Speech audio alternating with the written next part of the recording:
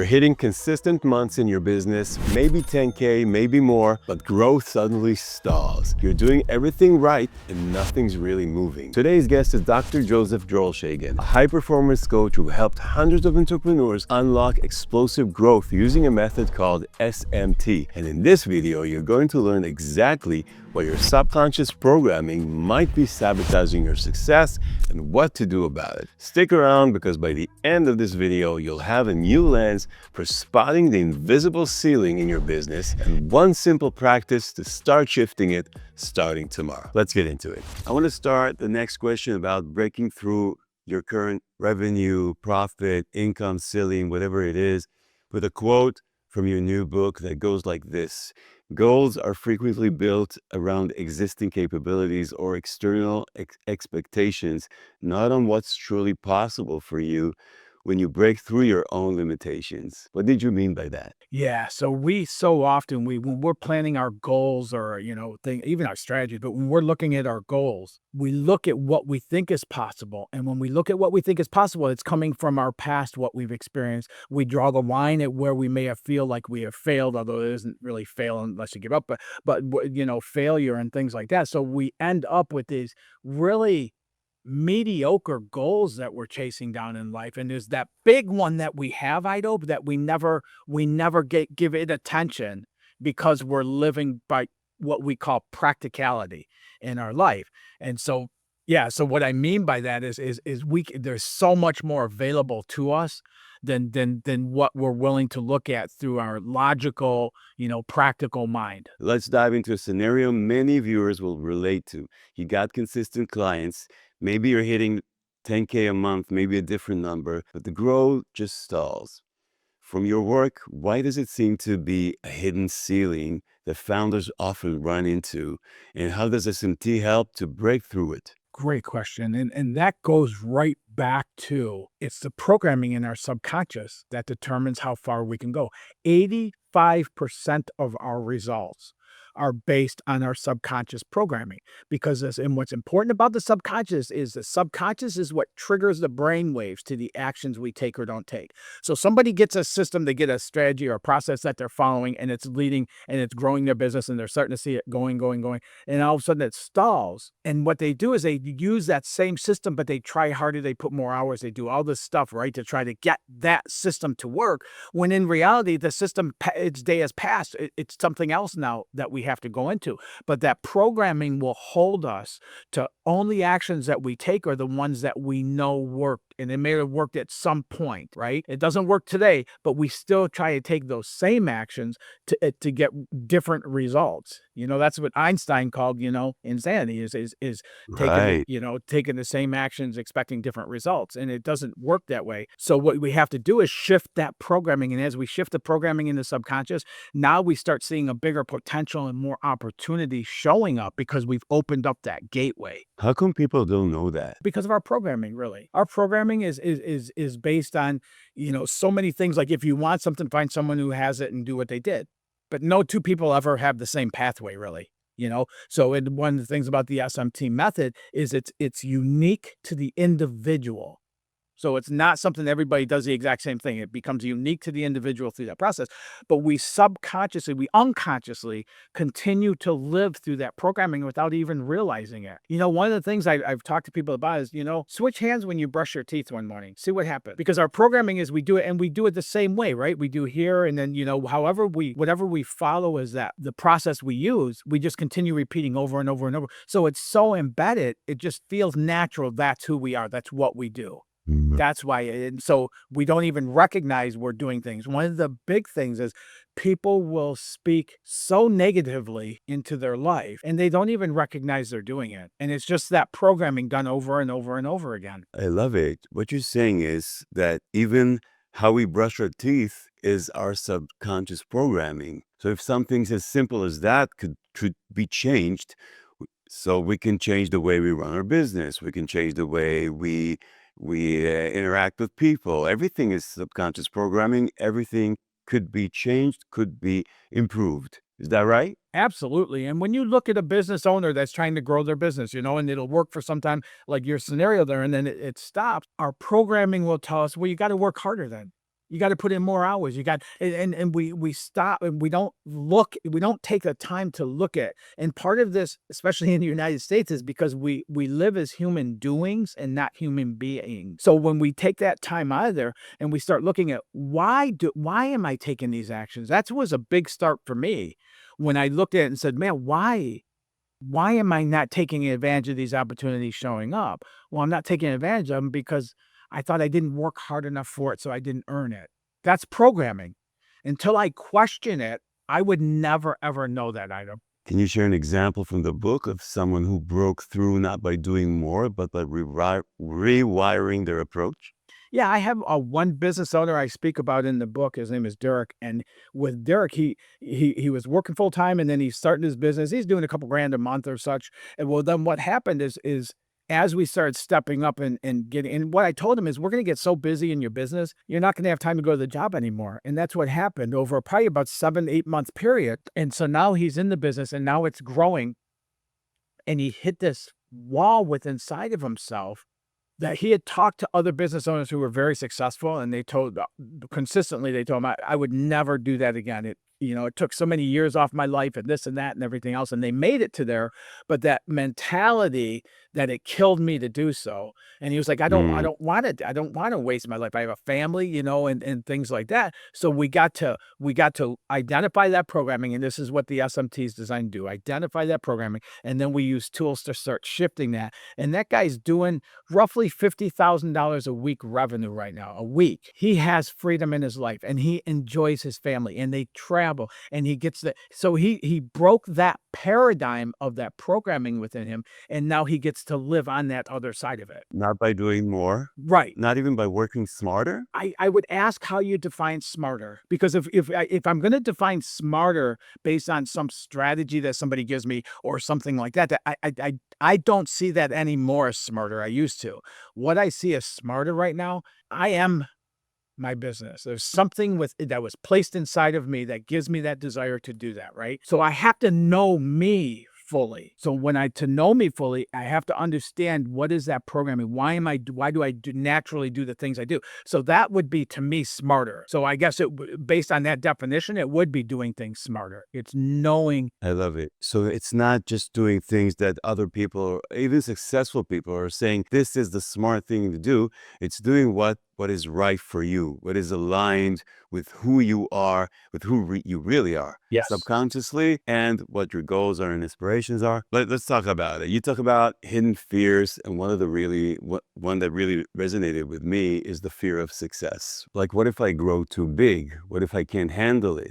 Can you walk us through how this shows up in entrepreneurs' lives and how SMT helps them rewire that fear? I don't want to say a majority, but quite a few of my clients, because especially once we start opening this up, and we'll talk about details of dynamic visioning and such, but once we open up this really big vision for what we truly desire, not what we think we can get, but what we truly desire, and we start from there. Yeah, at some point there is that whole process. I just talked to a client the other day, and his whole desire is to grow his business. He's got the heart reason for doing it. He's got, the impact it'll have, all that. And so all of a sudden he's starting to get flooded with more and more and more orders. And he told me how he didn't sleep the night before because he was so stressed out and anxious of how he's going to process these orders, So in talking about it, once I can help kind of bring that down, find the calm for him, when I can help him find the calm, and then we can talk through that. Well, I come to find out, he's got somebody who's lives very close to him, that's been asking him, I'd love to come to work for you. I like what you do, and I'd like to be a part of it and everything, even if it's part-time. And so it's like, okay, right there is your solution. But when we get going in that anxiety side and stuff, we don't even see those as solutions. So now he's going to bring that person on. He understands every order he gets is a blessing into his vision and what he wants to experience. So we kind of shift that around, the perception shifting, right? We shift those perceptions around and get in the other place. And half hour later, we're hanging up the phone. I go, how do you feel now? He goes, man, I'm charged. I hope those orders start slamming. And you could tell, I felt that really, what he wasn't just saying, something. It was coming from his heart, that feeling. I would love it. I would love to, to feel that, and to have everybody that feels this fear feel that as well. And I know that SMT Method is going to help them. So without spoiling too much from the book, can you tell us about a moment in your own journey where you caught yourself holding back out of fear? Yeah, I remember at 22 years old, I think it was 22, 23 years old, I had this opportunity to take over a very large construction company up in Michigan.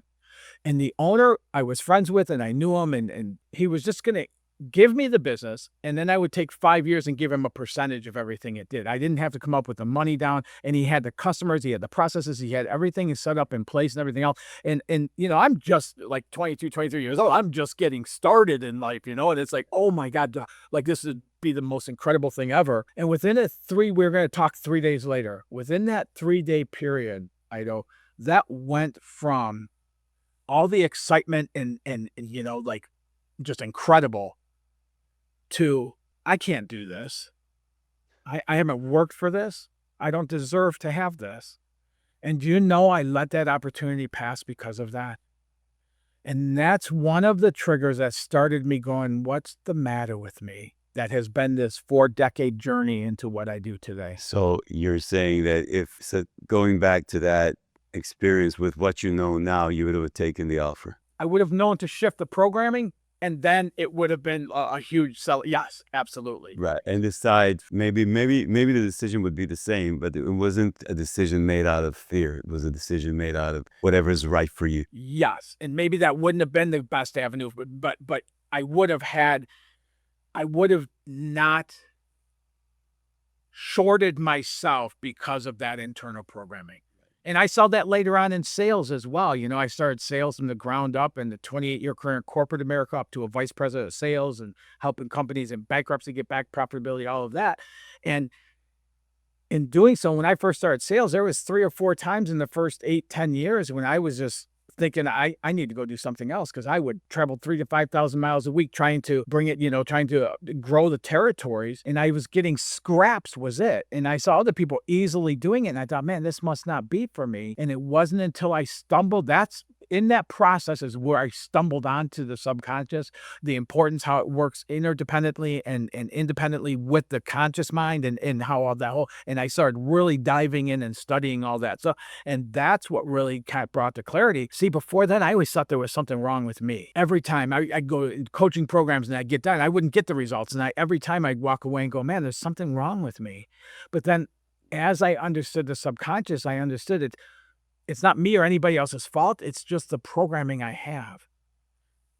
So now what can I do about it? And then that started leading into books with Joseph Murphy and, all kinds of other people and stuff about the subconscious mind, and then understanding it, and then coming about trying, experimenting, all kinds of stuff to identify once you identify, how do I shift that now? How do I permanently shift that? Not how do I feel good today, but tomorrow it's there. How do I shift that out of my life so it's no longer a part of that programming and put more positive programming in its place? Let's lay a foundation. What is exactly subconscious programming?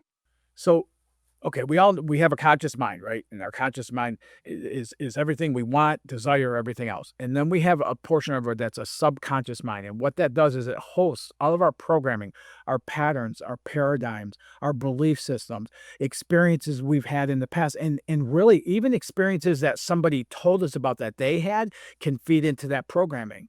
It's so what happens is we have this network of programming, and depending on where you grew up, how you grew up, all of that stuff. If you grew up in my family, I had the programming I have, but I have 4 siblings, and all 4 of us have unique programming within us, even though we grew up in the same environment. So it's really unique to the individual. Well, that programming, it's the voice we hear in our head. But just as important as that is what triggers the brain waves to the actions we take or don't take. That construction company, the programming would not allow me to follow through on that, to even get to the point, is this really the right thing for me? Because it held me short based on the programming of deserving. So are these like memories? Are these memories that have been ingrained, the brain in a deep place in the mind? Yeah. They're almost, that's why I call it like a motherboard, really, because it's all the programming that's within there. And so what we do is, so as we identify that programming that's causing, and that's what the SMT method is geared to do, is to identify it, then we have tools where we can shift that. And as we do, we're instantly opening up doorways to greater potential and possibilities. But would you say, like, not every memory creates a program? There are certain memories that creates, I would say, that influences and impacts us more than others. If you're ready to take your business to the next level, don't miss out on my free Burnout Free Business Guide. It's a simple 7-day plan to help you reset your relationship with your business, improve your mindset, and achieve more while staying balanced. You can download it right now by using the link in the description. The next question and wonder is, why do we have so many negative programmings within us? Realistically, if you look at somebody who was raised in a wealthy family with successful people, and they have different programming than what I had starting out. The first question you asked, First question is about memories that creates programming and memories that don't. yeah, part of the thing is the repeatedness of those. If I have a repeated memory that's telling me, I was told growing up, there's people meant to work with their head and people meant to work with their hands, and you're going to work with your hands. And I was told that over and over and over. And I was told that by my mom, who loved and cared about me and didn't want me to be disappointed. But I was told that by multiple teachers. And so so that programming, the more we hear it, the more ways it comes to us and things like that, the more it gets, the deeper it's ingrained into the subconscious. So Would you also say that those memories need to be emotionally charged more than others? yes, yes. And one of the ways of looking at that, anybody can do this. Ask yourself or take a moment. How much time do you spend celebrating successes in life? And how much time do you spend fixing the greasy wheels, right? The greasing wheels, yeah.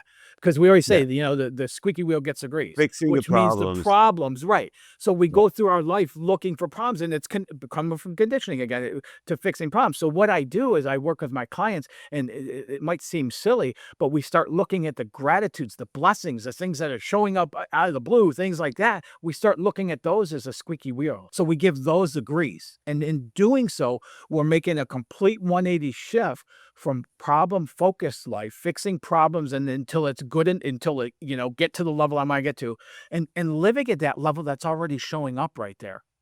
Doing that opens up the doorway to greater opportunity showing up just because we're already living in it. One of the assumptions that I heard about why that is because the brain is very preoccupied with survival. So it's always looking for what's wrong, what's wrong, what's wrong, and is not preoccupied with what's right, what's going great, because it's about survival. If everything's good, then I don't have anything to do. So maybe this is also why we tend to focus more on the negative things and develop the tendency to look for them, even to attract those repetitive voices that ingrain those programmings in our minds. Absolutely. And if you look at what you said there, if you just think about that in a model form, kind of. So we're going through our life trying to fix it to be good enough to be the life we want it to be. That's scenario one. Scenario two is we're focused on what's going right and we continue to do those things and we lean into those things, which brings up more things that we do going right. And now we're living in that life that we desire instead of waiting for it to happen at some point. Which model do you want to live by? Let's go back to business. You were talking about selling. So let's talk about selling without selling out. And you know what? We'll focus on marketing first. Let's talk about an issue a lot of founders struggle with, and that's why marketing and even content-driven marketing often feels fake and how to fix it. So what do you say to people who feel like every time they try to promote themselves, it sounds like they're someone else? And please explain how can SMT help stay real and still get results? I've experienced both sides of that. Because early on, like I wanted to sell, and my goal was I wanted to sell. I wanted to be a top producer. I wanted to be, in what I did, and I tried to be authentic in what I was doing. But I know I came across as a salesperson because that was my goal, to sell. And so as I start understanding this stuff, and again, going back to once I know me, once I understand that subconscious programming and I, started shifting it. So today I just get to be authentic and genuine in what I do and love how I get to live life today. And in doing so, the right people always show up that I can impact their life.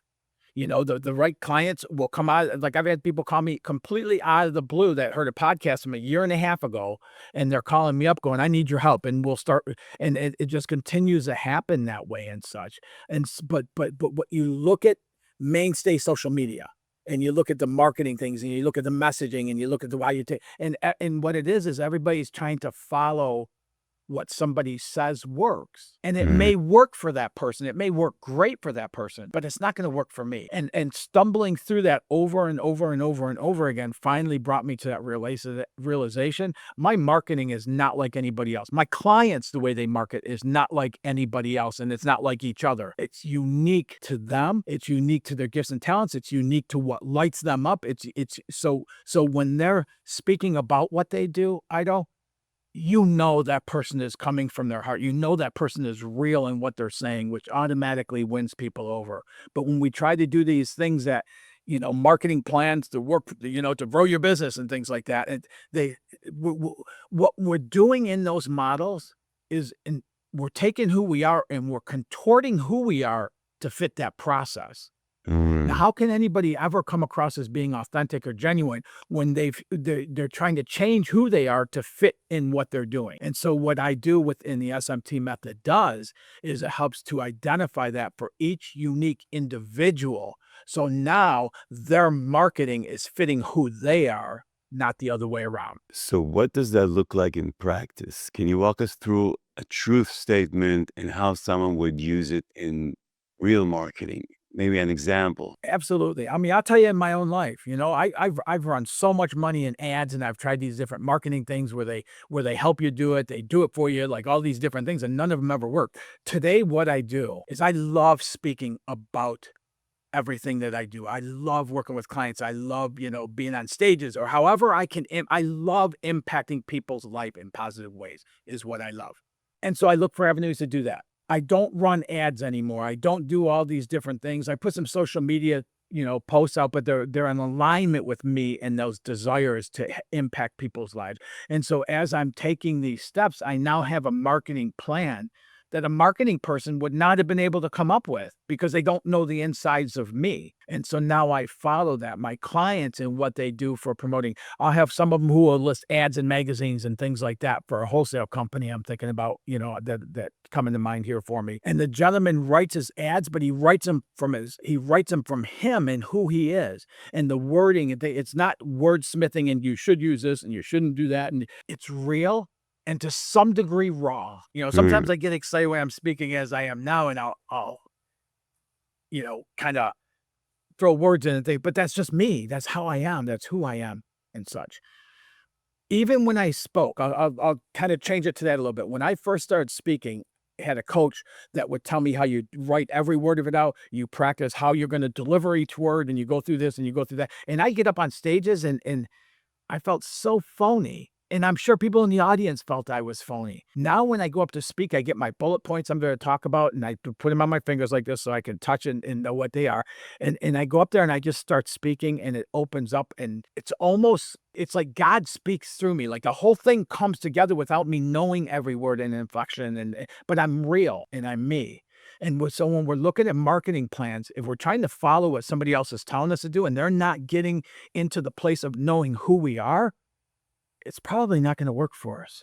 You know what I'm hearing? I'm hearing it's not as much about what you should do or what you do. It's a lot about what you don't do or what you undo. When you plan your sales or you're planning your marketing, it's about not doing the things that you should be doing, that everybody else is doing, or that this is how you do it. You start from there. You unravel that, and then you ask yourself from that moment, what should I do? And maybe the answer will come. The way I would describe that, Ido, is we should be doing what we should be doing, but where we get that information on what we should be doing should be based Mhm. on who we are, not what somebody promises from a marketing company or things like that. So, I work sometimes with marketing people, but I feed into them who I am. So when they're doing something, it's in alignment with that, so it is what we should be doing, but where are we getting the should from? If I'm getting it from an outside resource who doesn't know anything about me, like we see these things on social media, we have your roadmap to success. They don't even know who I am. That's not going to work for me. It's got to come from within me. Somebody can help me to bring that out in a marketing plan and things like that, but it's got to come from who I am. Can you think about an example, maybe from the book? I just don't remember the name of the woman, of someone who tried marketing traditional way or the right way, or like everybody else is doing, and felt like it just wasn't them, and it wasn't working. And after doing the subconscious programming, after using your method, shift how they message, shift how they do their marketing, and it works. Yeah, there's a lot of clients. Yeah, I don't know if it's Cassie or who it is in the book, but there's a lot of clients who I work with that on, because, coming out of the gate back when I was 22, 23, if I developed a marketing plan based on who I was, I am nothing like that person today. So getting that stuff in alignment, getting my programming into alignment with what I desire in the conscious, subconscious mind, as Bob Proctor used to talk about, being into alignment, and there's not that gap between our knowing and doing, and we close that gap out. Now, somebody in that position, they'll be able to tap into that at a very, very high level of frequency and stuff to bring that about. So in the process, every company I work with, there's a marketing aspect we get into, but I don't do that right away. I wait until after the transformation starts happening and starts coming along in the reprogramming and such, because then that person, they're going to be able to identify more of who they authentically are, not who they're pretending to be or the mask they're wearing or thing, but who am I really? And once we go through that process, now they have that. Now that it really starts chiming and bringing very quickly out, this is my way, this is my avenue. And so we start detailing it out that way. Part of the thing with is developing systems of accelerating habits. That's part of the SMT method. And they're unique to the individual. No two people I work with follow that same thing, but we tap into those gifts and those talents, which is really what has us stand out from everybody else. But we cloud those over with the programming, and then we try to be like everybody else. So once we shift that, we open up that gifts, talents, and we start bringing that outwardly, and we find what I work with them and what lights the person up, what do they enjoy doing, and then we find more time to do those things, and you'll see their business just start hockey stick climbing as far as their growth goes. Amazing. Oh, hey, you're here. Listen, if you're liking this video, please hit the thumbs up. It helps the channel more than you know. Enjoy watching the rest of the video. Yeah. All right, for the sake of the next clip, let's go back and talk about the hustle trap. A lot of our viewers are still grinding. They're exhausted, but they're scared to slow down. I have to admit, I'm one of them. From your perspective, what's the trap of hustle culture, and how does internal alignment through SMT flip that script? Almost every single business owner I work with, I have to get them to hit the brakes a little bit and slow down the pace a little, because our programming is you go, go, go. And if it's not working, then you go more and harder, and you do it and you keep going until it happens and stuff. And most people get, in that route, most people get burned out and exhausted, and will end up quitting or going doing something else, or somehow it just never gets to that level. So in slowing down what we're doing, and this is built into the SMT, because we come out of the gate developing dynamic vision, which takes time to do, and we got to slow down in order to do that. So as we start slowing down, no matter what you're doing, no matter what I'm doing, anybody, opportunities are endless around us all the time. But when I'm doing 150 miles an hour, I'm not seeing those. I'm not picking up on those creative thing of, hey, call so-and-so. Hey, before this program, I would constantly hound people once I send them a quote for, selling them something, and go and go and go. Once I understood this and started implementing it while I was still in sales, I'd be driving, and all of a sudden I'd get like this thought of somebody. And multiple times this happened where I'd reach out to the person and they'd say something like, oh my God, I'm getting ready to source that, and I forgot I had your quote, or hey, I'm getting ready to source that, I don't see your quote here, can you send it to me? And every one of those hunches to call somebody led to me being awarded that program. So when we slow down a little bit, there's so many avenues of ways of tracking the things to us, of open opportunities that are there we could take advantage of, but we don't see those when we're speeding through and killing ourselves trying to get to some point. I'm convinced. How does someone know they're working from total alignment? How does someone reach that level? What changes in how they approach decisions or their day? Boy, that's a great question. I don't know. I mean, part of that, I'd have to say, I don't know if I'll ever experience my true potential. I don't know. But what I do know is as I learn these things, all of a sudden things start showing up easier. Life becomes more fulfilling. I have more balance in my life. Like all the things we hear, promises and promises, it's actually true. And so what I do is I continue to go along that pathway. I don't know what level I'm at to where I could be. I don't know if we are. I think that's part of the human life is to identify and then continue to grow, expand, transform, and allow for that to happen. So I don't know if I could answer getting the full or what it is.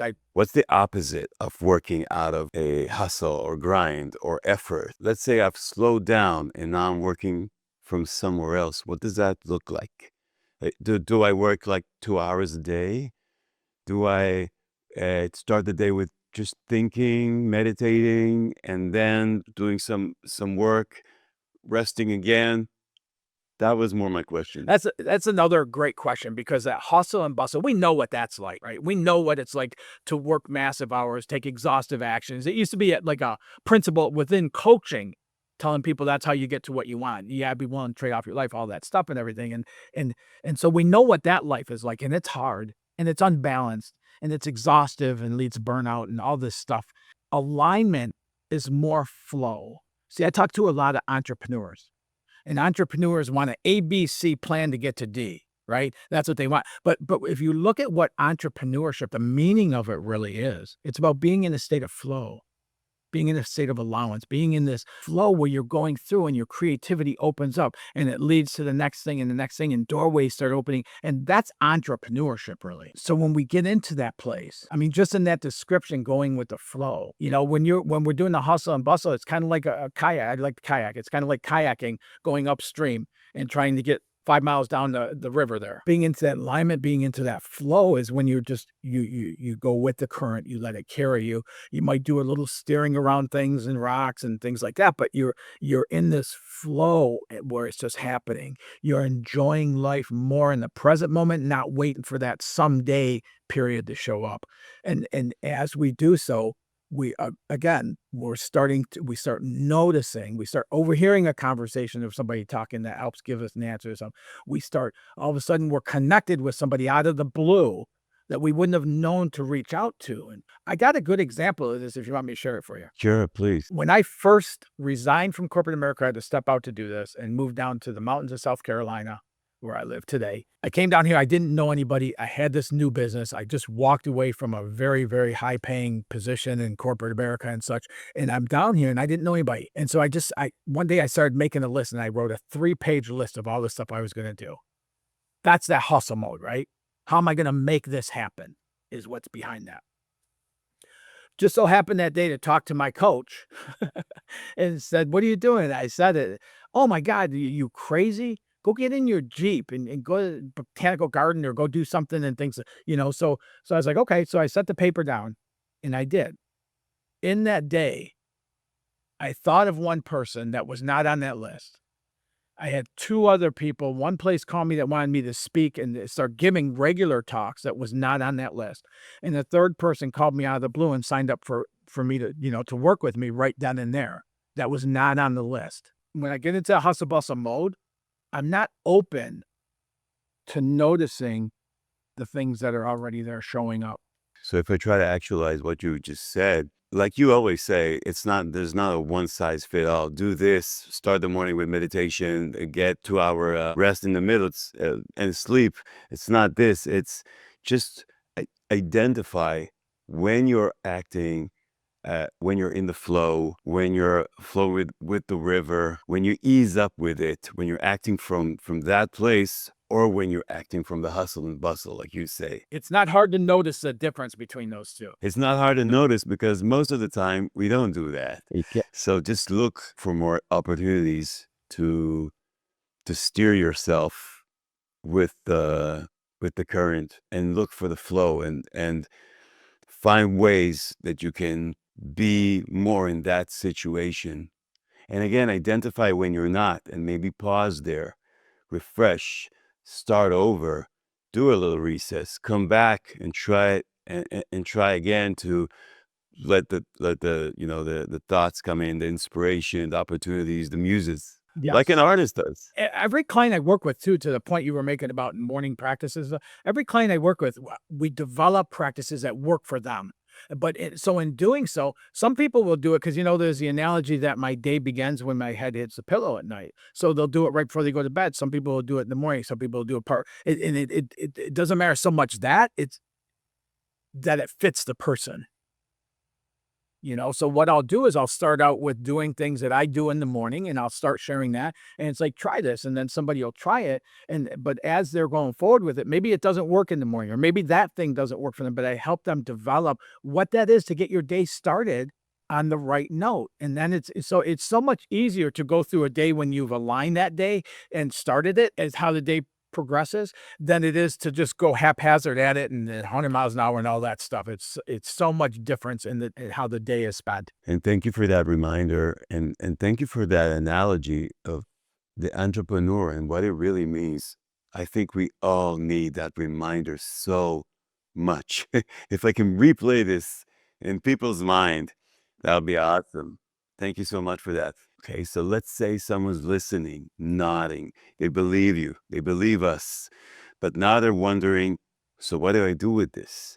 Can you walk us through what SMT looks like in practice?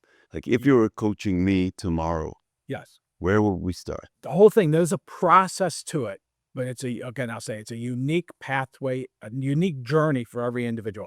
So, but every client I work with, we come out of the gate developing what's called a dynamic vision. So we have goals, right? We're used to living on goals. Goals are hit or miss, things like that. So, but developing a vision, getting the clarity in that vision is what makes a vision powerful. Vision boards, affirmations, things like that, where we get the visual of it and the clarity of that visual. But then to elevate it to dynamic, we add that feeling tone. What's it going to feel like when your business goes from $1 million to $15 million? What's that going to feel like to live there? I had a client that went from $7.5 million to over $22 million in within 12 months, and they couldn't even fathom what that would be like. So what we did is we built it to 15 to 12.5 million, actually, from 7.5, and because they could see that then and get that clarity. And then as we hit that, we just kept altering that vision and updating that vision to get to the next and next and next, going up with it and stuff. But yeah, so coming out of the gate, it's so important to get the clarity of, we talk about the whys, right? Why do you want this? Or the five. And so with that, that's good, but it doesn't give you the clarity that a dynamic vision does, where you can read through that thing, or I have my clients record it so they can listen to it while they're driving, and you're describing to yourself being in that situation of where you want to be at. Man, that's just so exciting to see that grow.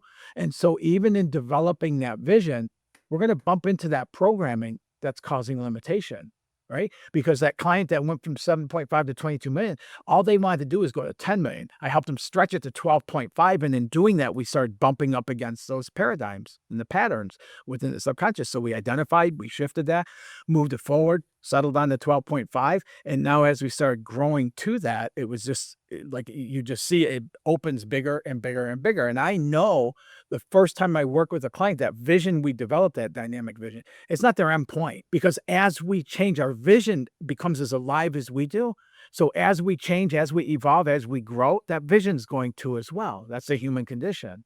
And then the other side of that is when we have that vision, what we do then in the SMT method is we start living through that vision being our reality versus our situations and circumstances surrounding us. Because the situations, circumstances, something happens, state of the economy or something, and business reacts. We see how stocks react, and business people that react to that, man, they're doing this all the time in their business with the up, down, and everything else. Where when we have that vision, they become just little speed bumps. The situation, When you're circumstance. saying we live that reality, are you talking about the accelerating habit? I've not even gotten to that yet. This is all just about the vision and the power of it and what it does is what.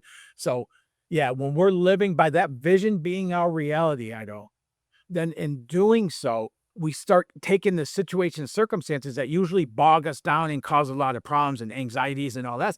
And all of a sudden they become small.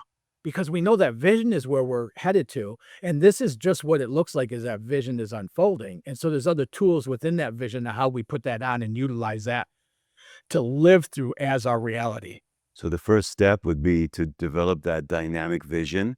And just to make clear that I understood, the word dynamic comes because this vision is changing, it's evolving, it's malleable. Or the word dynamic is because that vision is something you not only write down, it's something you also see, feel, hear, smell, and maybe even touch. I'd say it's both. That's the first step. What's the second step? That's where we began. So now you got this vision. Now you're excited about the vision. Now what we do, we start bridging that gap from where we are to where we want to be. We check and do stuff, make sure the vision's in alignment and things like that with who we are authentically. But then we start bridging that gap. In bridging that gap, what we're doing is we're starting to develop, and there's different modules that, go through, break it smaller than what we're talking about, but we start bridging that gap from where we are to where we'll be in that vision. And in doing so, one of the things we start doing is we start developing systems of accelerating habits that are unique to the individual. So we start looking at the things. I'll give you a quick example. You ever see somebody do a social media live and you can tell they can't stand being there? They're uncomfortable, they're fidgety, don't want to look at the camera. How long do you watch those things for? I don't. Me neither. I feel bad for the person. Now you ever see somebody do a social media live and the cameras, and you can tell the camera is their home? You end up watching that person, you get more out of it, right? It's the same analogy we use in developing it. For some people, doing things that other people and sales strategies and business growth and stuff tell you have to do, they don't fit that person. So what I do is I work with the client and figure out what are those things that light you up? What are those things where you're at home doing? And then we find more time to do those things. And in doing so, I'll tell you, one of the biggest things that was important to me is when I do something is I want to, if I do something and I can get a quick win, man, then all of a sudden it opens up the doorway of my excitement to go deeper. And so most clients, even in developing that vision, will have something happen. I don't want to say what exactly because it changes, but something happen in that development that just hits onto something that's like, oh my God, this is real. And from there, they got so much more excitement charged into the rest of the process. What I got from reading this section of the book was, maybe I'm wrong, tell me if I'm wrong, but it's kind of a bold claim that not every change is hard to do. There are habits that are hard because they're just not where you should be starting at. But there are changes that are going to be easier, maybe even fun to do, even if you hadn't done it until now, because that's just in alignment with who you are and what you want to achieve. Am I right? Absolutely. And I found that, like every client I've worked with has found that, yes, because, walking away from corporate America after a 28-year career, building from the ground up to a vice president of sales and all this stuff, in that, helping elevate a majority of my sales teams to top producers, things like that through corporate, and then walking away. And I didn't know anybody down here when I started. If it wasn't for having these tools, I would have never taken that step. And it was a scary step even in doing so with it, but it helped me to come about it in a way that just put alignment to things. And all of a sudden the move down here was easy and it was fun, just like I wanted it to be. Once I got down here and I would I started out, when I got here, handing out 5 business cards a day, talking to people. That's what I would do because I love talking to people anyway. So, and so I would give out 5 business cards. And if there was a day I only gave out 3, the next day I gave out 7. So I kept it on track like that. And all of a sudden these things just start opening up for me. And all I was doing was talking to people, and so whatever that is, like I said, those 3 people that came to me in that one day when I was out in the Jeep with the top off, doors off, and I'm going through a botanical garden and such, it starts showing up. It starts happening.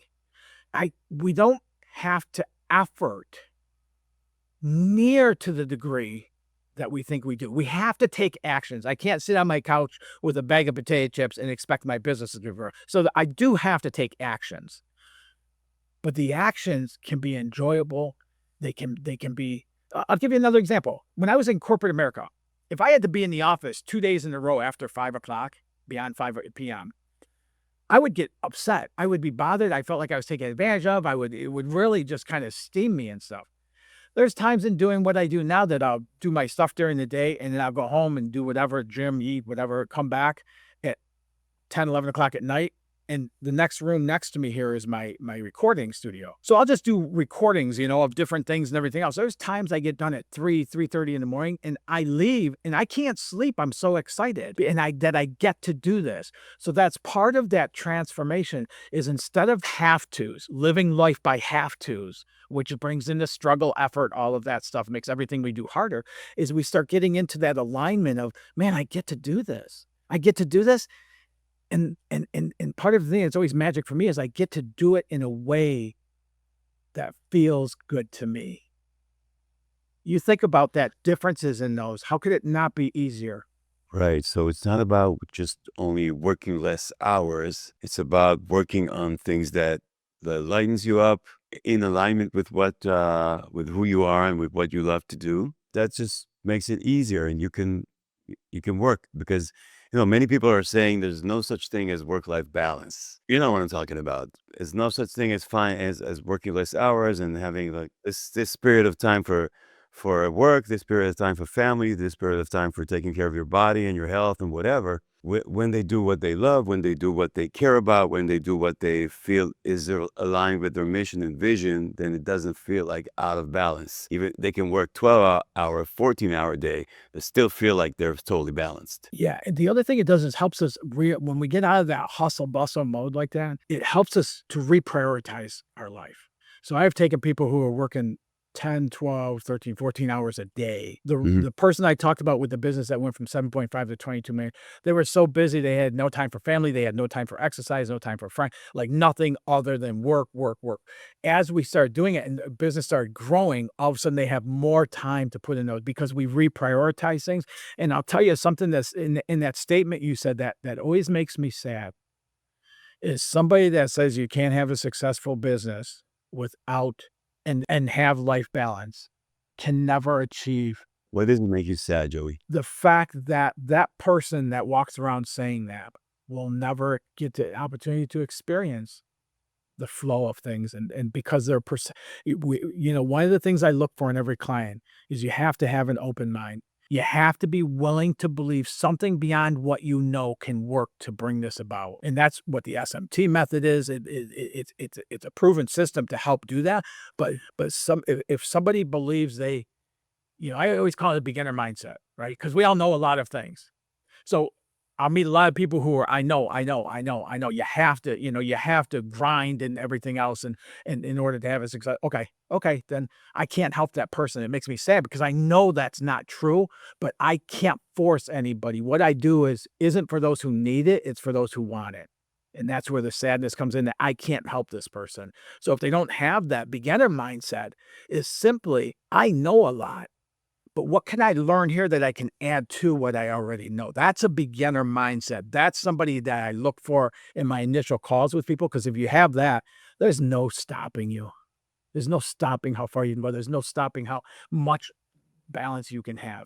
But I've had clients before. I had one in particular who wholesaled restaurants and such, and he would tell me that we talked one day. And he goes, I don't even have an hour to play my guitar during the week. I'm so busy. I go, you can't find 1 hour. And he goes, no. I go, okay, take out a piece of paper. I went through Monday, Tuesday, Wednesday, and we had like 6, 7, 8 hours that he could play his guitar. And do you know that changed that man?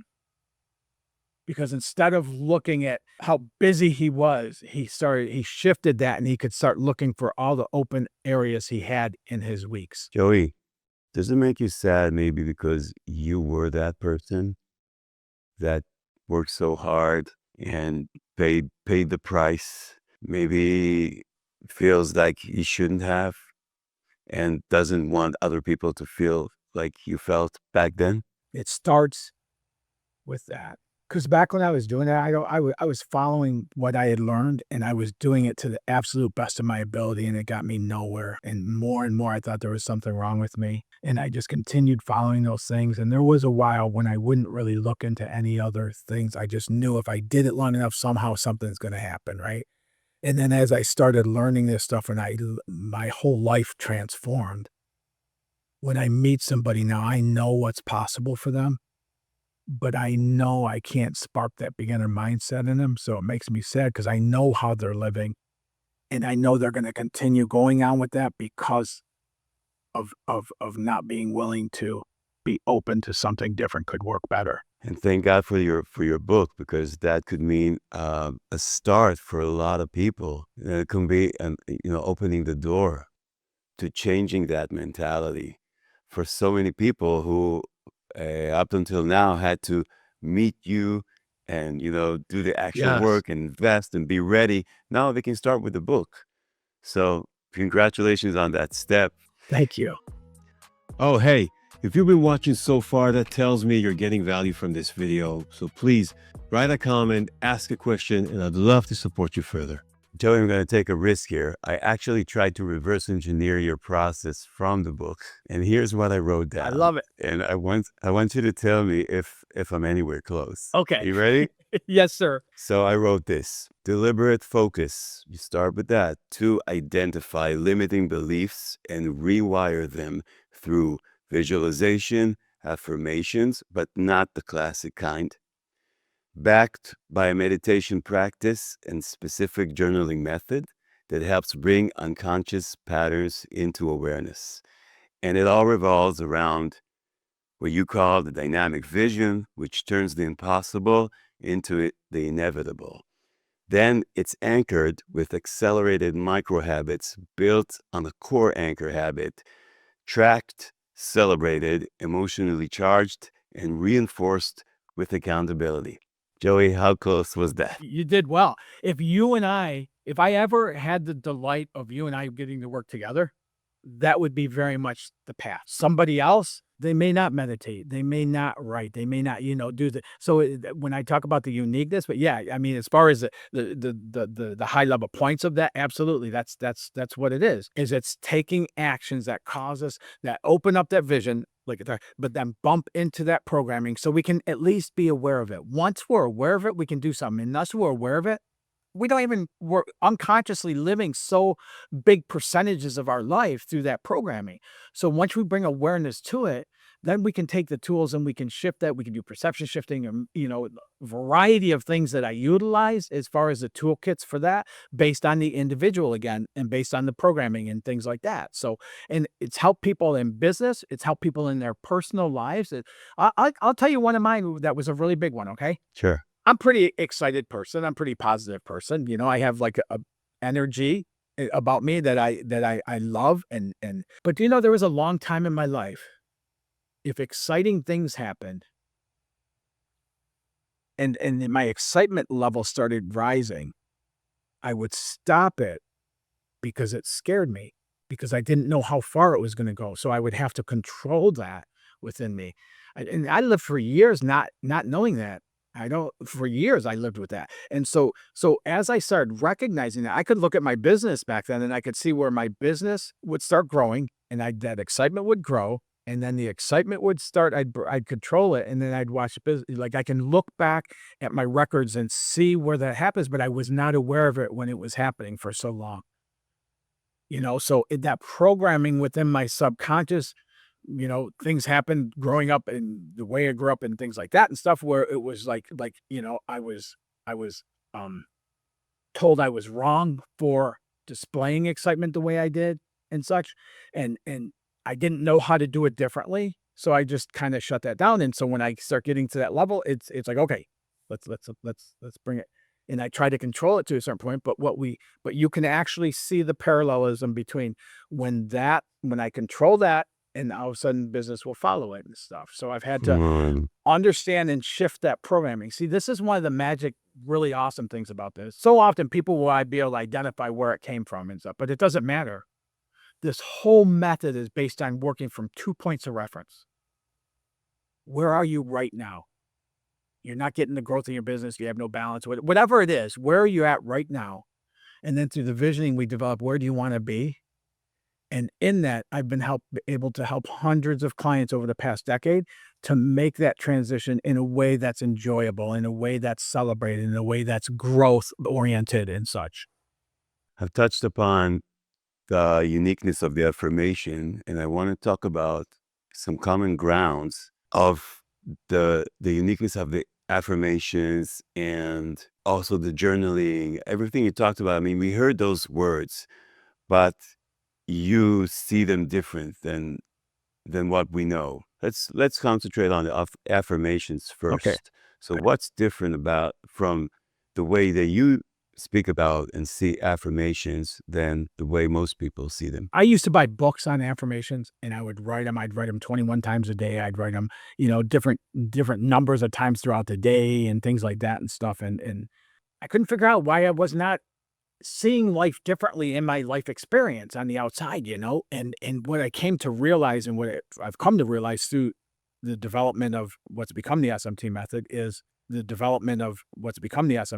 is I have to do things in a way that my subconscious buys into it. If I say today I have $10 billion and I'm scratching financially to make ends meet, my subconscious, that scratching is so big. Any affirmation I put in there like that is not going to really impact the subconscious at some level. So I have to do it in a way, and it might be a little bit smaller step than the $10 million, but I have to do it in a way that in the way I state it and such that isn't where my subconscious has to cancel something to buy into this. We just buy into it.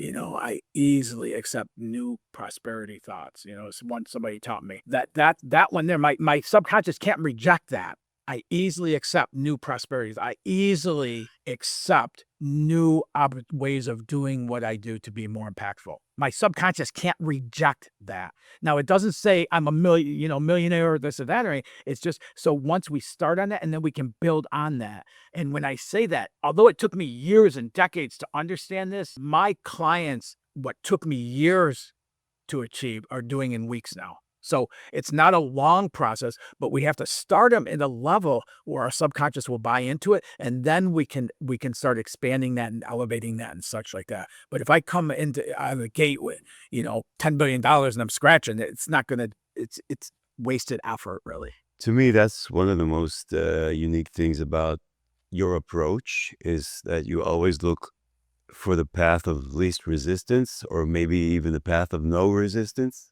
And you're not about like we talked about hustle and discipline. Although you need to have discipline, you need to do stuff consistently. You of course you promote consistency and sticking with the process, but it's not about forcing yourself. It's not about have to, should do. Like you said, it's about what flows with you. You're absolutely right. And one of the other areas of that, because you talked about discipline, one of the other areas of that is there's so many, I don't even knock anybody and stuff, but there's so many things with coaching that talk about will hold you accountable and things like that.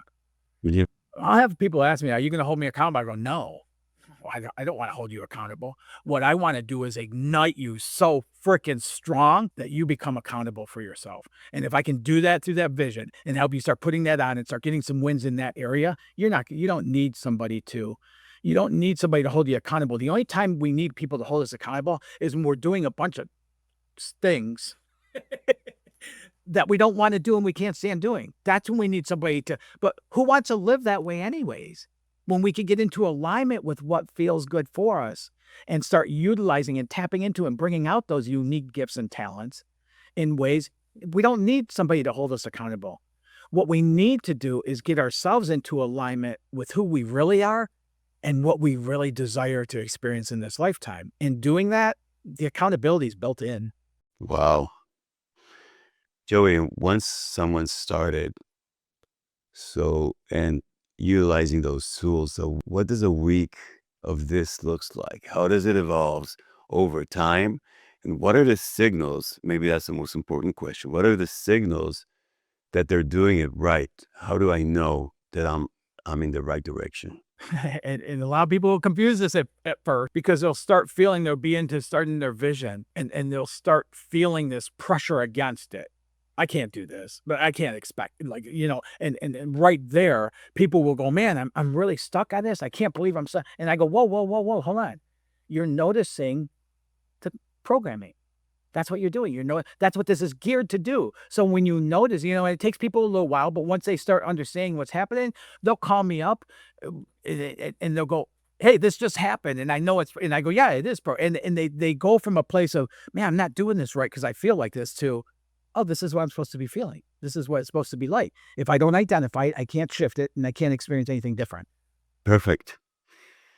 You've seen this work with hundreds of people. What separates the one who know this from the ones who actually shift? There's been a couple people I've worked with who have made gains, but then there's people who have made really huge gains. The difference in it is a person who's not fully, they don't give themselves fully to it. So one of the things I won't do any longer is if somebody's working on it in depth, and when I say in depth, the SMT method, it comes across, there's an online module, all that stuff. So every week there's audio to listen to, so we hear it. There's writing that we read through, so we learn from there. And then there's exercises and things like that that I put in there along with it, so we can actually, it's a form of journaling, right? So we're Mhm. actually doing that. So we're coming from all different areas to learn the material and understand it and things like that. So if somebody's working in another program like that, I will no longer work with them simultaneously, because where any of my clients have really struggled is when they're in a program that's all about strategy and how to do it. It's all about logical mind stuff and doing it. There's a continuous confusion because that's the opposite of how I go about it. I go about it from getting into alignment, shifting the programming and patterning as a so it's very hard, difficult for them to be able to go from one to the other each week and do it. It's like they go deep into strategy, you go deep into understanding yourself. And I'll give you an analogy. I had somebody who they're helping to build an offer for the person, and it was a $50,000 offer and things like that and stuff. And so then he's telling me about it and he's all excited. And I go, okay, let me ask you a couple questions. How does that align for you? Or like, how does that feel for you? And within a couple questions, he's going, that's not even really the right thing. That's not even what I really want to do. But we get bought into that stuff based on logic and the promise and the potential and everything else. And we start following it. And what are we doing? I know we're contorting who we are to fit that model and that process versus identifying a model and process that adjusts to fit us. Joey, what was your own tipping point of success? I have to talk about it. It's the subject of the podcast. What was your own tipping point of success, that moment where things truly shifted for you, not just externally, but internally? I mean, there were so many of them. One of the big ones I'll tell you is all the years I struggled. There was 7, 8 years I was building territories, and I would do some sales, but very minimal compared to what I expected for sure. But then even with what my objectives were and such, and and as I start implementing these tools, and as I start understanding my conditioning, as I started understanding, for all those earlier years, I was trying to fit myself into being a salesperson. So what if I just be me and I'm doing sales? And when I started doing that within months, I started landing $18 million year-over-year contracts, $22 million. The largest contract I was awarded was a 5-year, $25 million annual contract that took an organization from a 50 to a $75 million organization in doing so. And they became easy. That's when all of a sudden I get the thought of, oh man, I haven't talked to Bill. I should give him a call because I saw him that quote. And those things would happen. And like everything just started shifting around. What's the biggest difference from being a sales guy to being you? It took me a while when I left corporate, because that's another thing. We get into jobs, whether it's corporate or whatever it is, and we're receiving programming on that. You know, being in corporate forces us to live more logical with action plans, with strategies, with backup plans, with all this stuff and everything else and such. So it kind of it reinforces that programming of that. And what I had to do was say, as I started understanding and shifting this stuff, and as I'm shifting this programming without fully aware of it, I started shifting from being contorted into just being me. And so now when I went in and talked to somebody, I wasn't nervous about what potential, whether I was going to get awarded. I would just go in and talk to them, like, and just to talk to them. I would have people that had, thrown the company out years ago that I'd go into and I'd bring Dunkin' Donuts coffees. I did that one time and it led to us doing that every month for about 4 months. And then we started getting their business again and such, and it allowed me to start being me. It allowed me to start like authentically, I care about other people. So if we sit down and talk, I want to know about you. I want to know what you've been through. I want to know all the things we're talking about here with regards to me. I want to know in reverse and stuff. And it allowed that person to come out of me more. And in doing so, all of a sudden people wanted to work with me more. Even if I wasn't a low bid, I would get awarded programs. And there's times people would say, be late on delivery or something. They'd say, we hate your company, but we love you. And I was just being me then. I wasn't being something false to fit a role. Does that make sense? I don't. It makes a lot of sense. And I'm trying to think, when you're working with sales teams, do you come into the room and say, okay, here's a script. Let's throw it out the window and tell me about you and what lights you up, and let's start from there? A little bit different, but very, very close to that. When somebody gets into sales and they go through their first year of sales training and get no products and everything, part of the whole thing is how they sell Because you the still want scripts. to, you want to land a deal, right? You want to get the sale. Yes, the processes, all that stuff. So we go through that. So I'll give a talk to groups, but I work one-on-one with clients because I used to do groups and I just found people didn't get the same level of results as one-on-one. So that's my, what I do and why I do it and such. So I will go in and I'll do a quick half-hour interview with each of the people, and then I'll work with whoever the executive is, director, VP, whatever of sales. And then from there, I'll say, here's the candidates that I feel could help you, could be your top potential to get to top producers. And then when I sit down and talk to that person, they usually have a whole slate of stuff they do in order to sell. Realtors is a really good one. They get their license, they get some training, and the training is all these things we have to do in order to be successful. And they're trying to do this. And what I do is help them look at what do you feel comfortable with? What do you like to do? Well, first, I'll start with the vision, but then we'll go into, as we start developing those systems of accelerating habit, what is it that lights you up? What things are you good at doing? What things are you comfortable with? And what we come out of that with is items that they're doing that they're no longer contorting. They're just being them.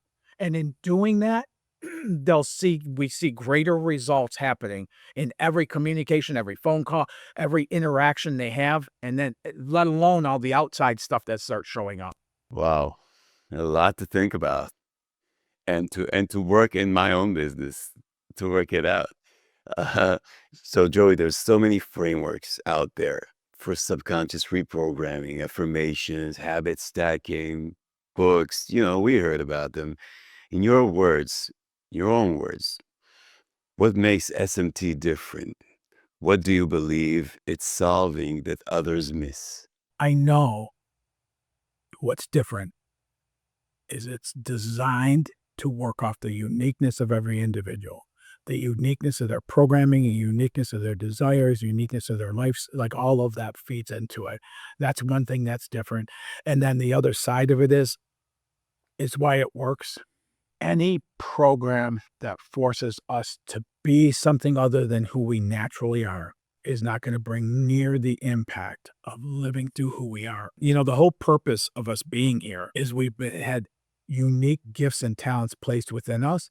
And the whole purpose is to bring those outwardly. I can't be like somebody else and live through those gifts and talents. What I'm trying to do is mimic their gifts and talents and bring that to my life. And it never works the same. The process of getting there is much more frustrating. And what we think at that point is, well, I need more of their help now because it's getting more frustrating. When realistically, it's taken me, I've experienced that firsthand numerous times. I've invested a lot.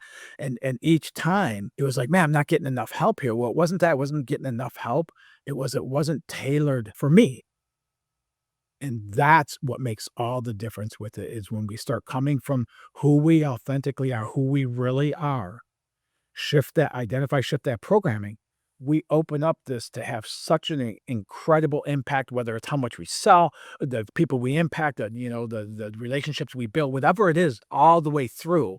It grows so much when we're coming from that avenue versus don't care what I do, I just want the business growth. Coming to almost the end of the conversation, if you could leave every purpose-driven entrepreneur watching this with one truth, one sentence they repeat until it becomes real in their lives, what would it be? There are possibilities and ways of growing your business that can be joyful through that process. It can be enjoyable. It can be, something to be celebrated, and it can be fun, and it can be with a flow, and it can allow for life balance while it's happening.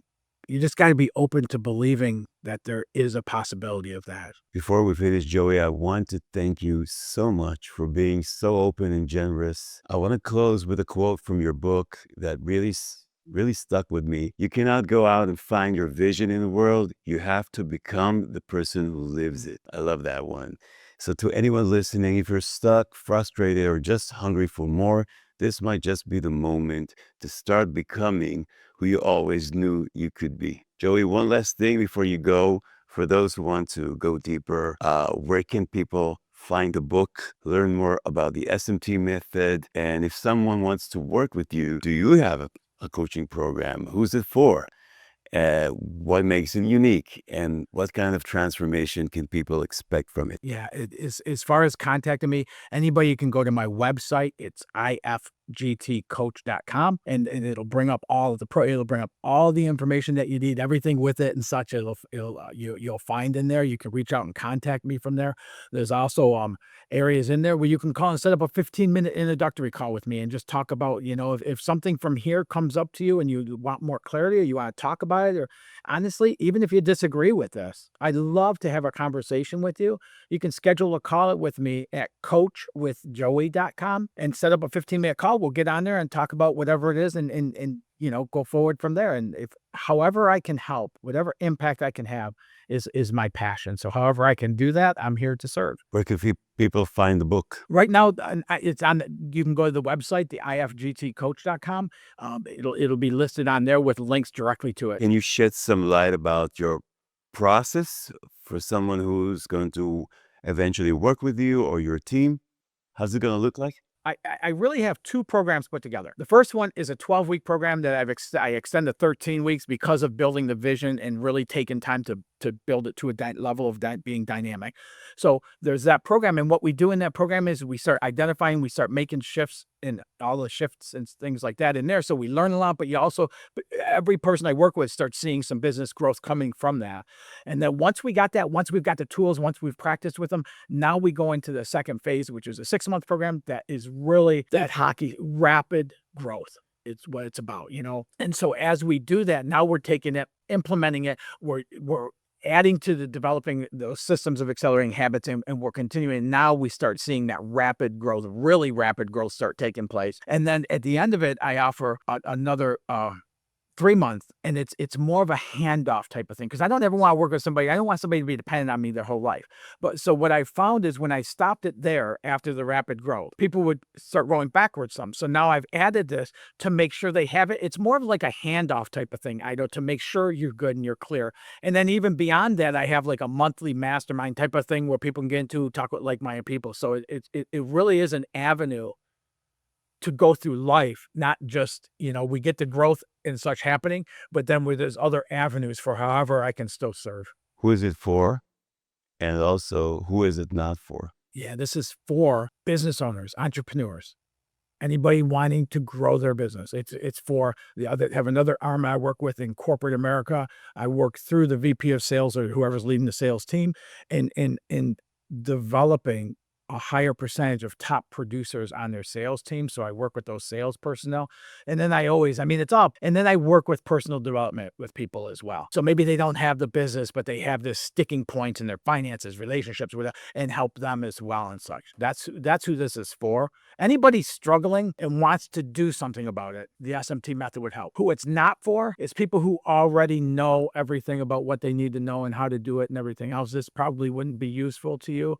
Anybody who's in that struggling place but not ready to do something about it, this probably wouldn't be helpful to you as well. I think that if I'm looking for something that will make this so unique from other programs, it's that it's based on the SMT method. If someone has listened to this conversation and it resonated with him, like it resonated with me, and he thinks that the SMT method, learning it, practicing it, could change his life, then going for a program that's based on it would be the right move.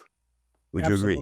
Absolutely. And I don't know if we've said this, but the SMT method is abbreviated for the subconscious mindset training method. So it's all about retraining, reprogramming that subconscious. Yes, absolutely though. Could you elaborate on what kind of transformation can people expect from it? Because some people will say you will 10x your income or you will fulfill your true purpose. Yeah. What is your premise? it'll go as far as you'll allow it to go. What I do is I offer everybody I work with a minimum 400% ROI. That's strong. Based on the results, I'm allowed to do that. I love it. And again, thank you for the book. I'm going to read it again and again and again and let you know the developments and the results. I'd love to talk to you as you're going through it, whatever comes up and things like that, or even your ideas about the reverse engineering and such. Yes. See you soon. Bye, my friend. Goodbye. Hey, you got to the end of this video. Congratulations. This is so great. We got so much more for you. You can click right here or right here and continue your growth. And I wish you to reach the tipping point of your success. See you in the next video.